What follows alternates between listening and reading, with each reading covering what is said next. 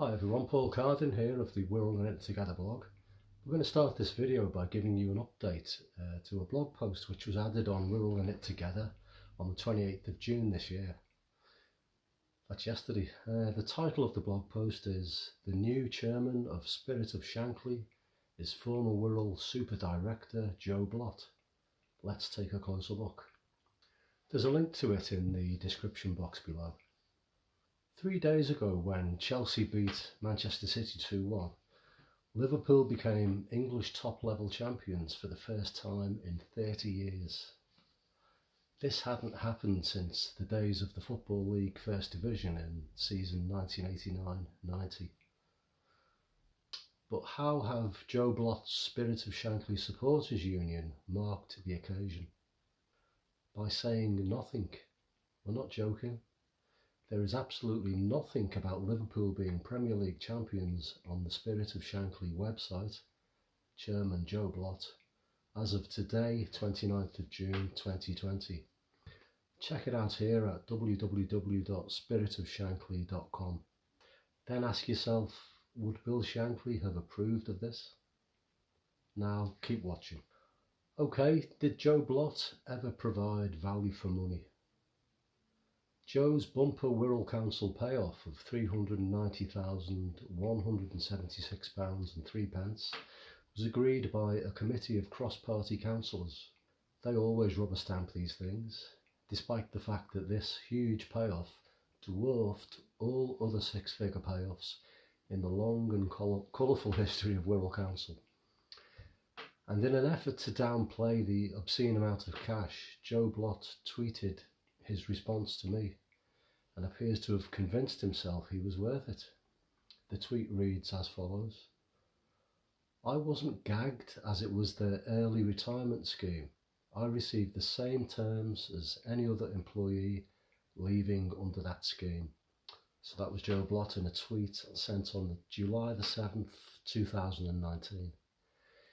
It's not known what Mr. Blott's successive golden goodbyes amounted to at Knowsley, Wigan, Liverpool and Warrington councils, but this being Wirral, we have firm grounds not to take on trust Joe Blott's tweeted assurance that Wirral Council didn't gag him. There's a lot more on settlement agreements, non-disclosure agreements, gags and buying people's silence in a link below this video where I was interviewed by Hereford and Worcester radio recently.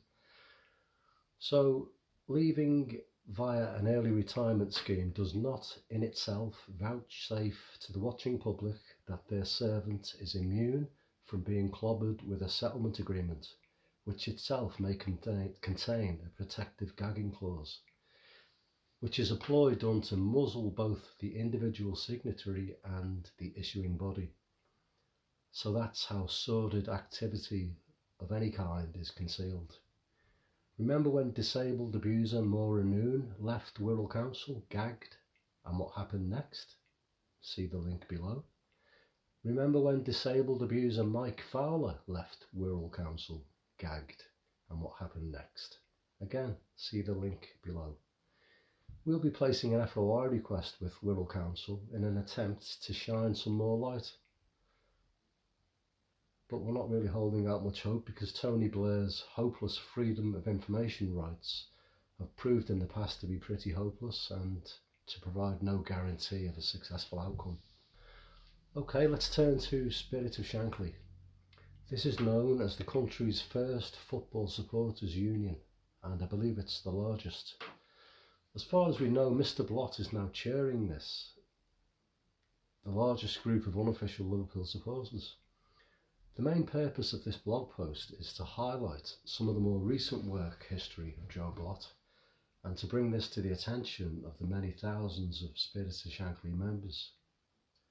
If any members are watching this, please follow all the contained links below this video. Then take time to ask yourselves a few probing questions. For example, number 1. Whose interests is Joe Blott likely to be acting in? Number 2.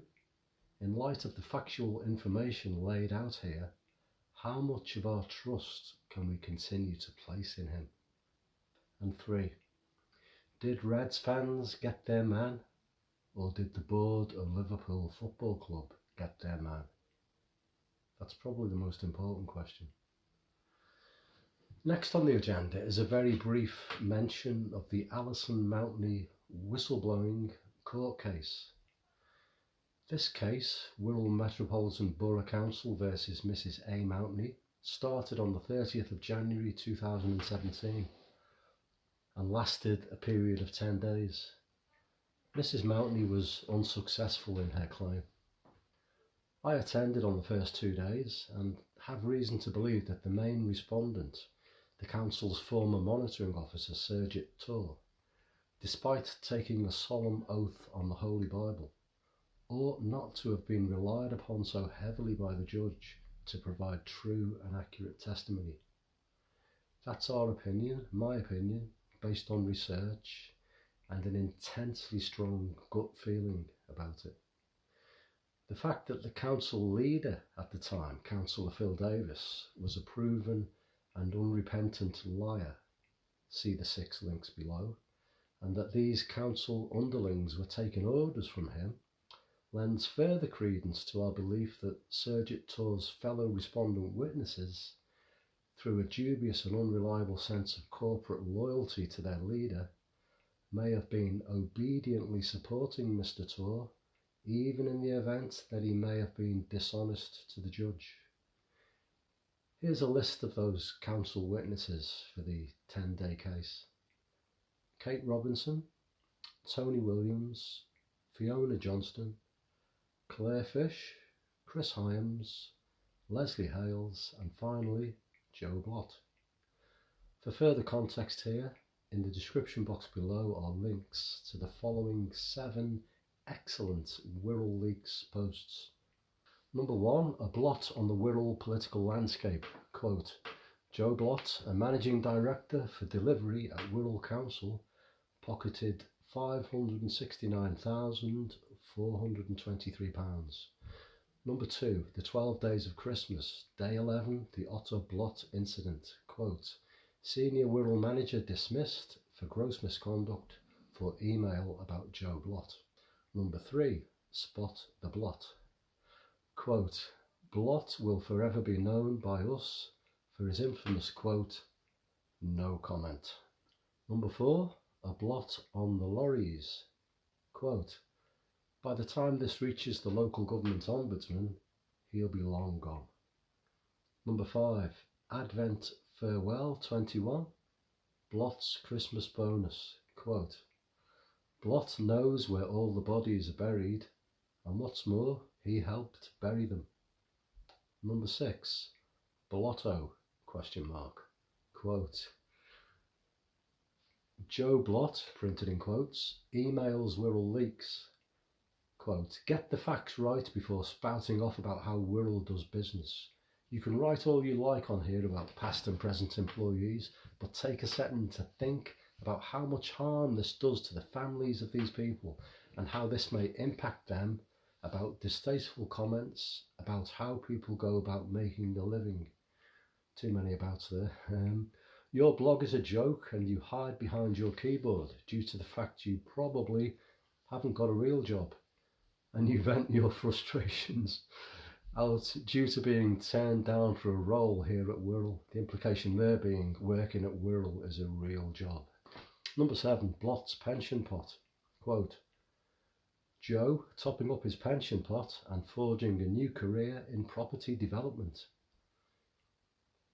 Note, Wirral Leaks is a fully anonymous, politically impartial and highly respected social media blog which has provided long-standing support to the people of Wirral by shining a searching spotlight into some very dark corners, seeking out the long-standing corrupted workings of Wirral Council, whatever the colour of the crooked current administration. This has brought a small measure of accountability where there has been none otherwise, and his lordship and her ladyship have achieved some wonderful results consistently over many years. Hearing about who Joe Blott chose to associate himself with will be a real eye-opener for any Spirit of Shankly members watching this. One of his former collaborators at Wirral Council was Frank Field MP, who hooked up with the Sun newspaper on the very same day the second Hillsborough inquest started in Warrington. There's a link below providing more details. The post referred to is entitled, "Despite 25 years of pain and injustice, which Merseyside MP is backing the Sun?" Yes, you did hear that correctly. Joe Blott's last council employer, right-wing Labour Wirral, worked very closely with Frank Field MP, who from time to time writes for the Sun, an excrement-smeared rag of a newspaper, despite losing 7 of his Birkenhead constituents at Hillsborough. We know this, and accordingly we sent a tweet to Mr. Blott around a year ago on the 7th of July 2019, asking him, as newly installed Spirit of Shankly chairman, to retweet it on to Spirit of Shankly Reds fans on Twitter. But what do you know? Despite further reminders, Joe appears to have fallen silent, so we sent him another prompt today. We will continue to request support and retweets until he forgets his historical ties to the Sun's Frank Field MP and begins to take his Spirit of Shankly chairman's responsibilities seriously. So a year later, there's still no evidence that new chair of Spirit of Shankly, Joe Blott, has retweeted this disgusting behaviour by Frank Field. I wonder whether Joe Blott's historically close working ties to Frank Field are getting in the way of any supposed loyalty to his fellow Liverpool fans. Here's a photo of Joe and Frank in Birkenhead working together, and this was taken a long time after Frank Field started posting his toxic copy to the Murdoch rag. Sorry, there's 2 photos, and they're both courtesy of John Brace. Thanks a lot for that, John. The fellow sitting to Mr. Blott's hard right in the above photograph is unrepentant liar Phil Davis, who is a liar and Wirral Council's former leader. We should add that he is a liar and we possess copious evidence of his lies. Liar Mr. Davis is very welcome to mount a hideously misconceived, doomed at the outset libel case against us. There's been no answer to this tweet either, which I sent to Joe Blott about a year ago. Joe, how about meeting up for a coffee or a pint when you're free? Paul, Wirral in it together, July the 7th, 2019. Still no answer to that. Okay, thanks everyone, that's it for now. Watch our YouTube channel, Paul Carden, Wirral in it together, for more videos coming soon. And don't forget to like, share and subscribe.